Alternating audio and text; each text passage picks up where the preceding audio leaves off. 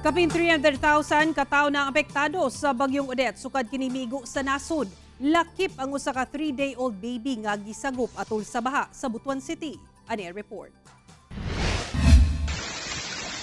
Sa paghapak sa bagyong Odette sa Butuan City kagahapon, usa ka 3-day-old baby ang nalakip sa gisagop sa CDRRMO ug kapulisan human nabahaan ang mga residente sa Purok 8 Malalag sa Barangay Libertad.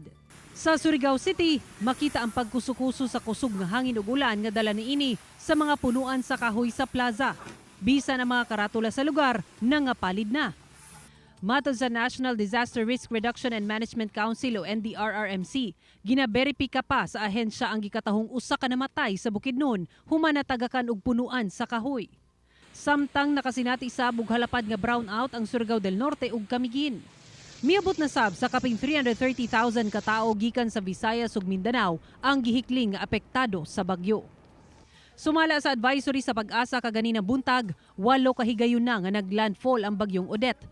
Kung asa ang unang duha ka landfall, nahitabo sa Siargao Island niadtong 1:30 sa hapon kagahapon ug ikaduha sa Dinagat Island sa pasado alas 3 sa hapon. Ana ang bagyong Odette kaganina buntag sa Cuyo, Palawan ug gipaabot nga mugawas sa Philippine Area of Responsibility ugma.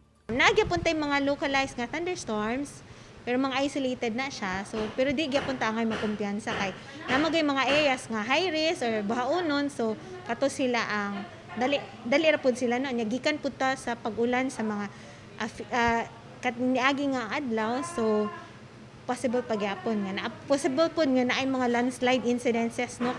Ako si Sarah Hilomen Velasco para sa One Mindanao.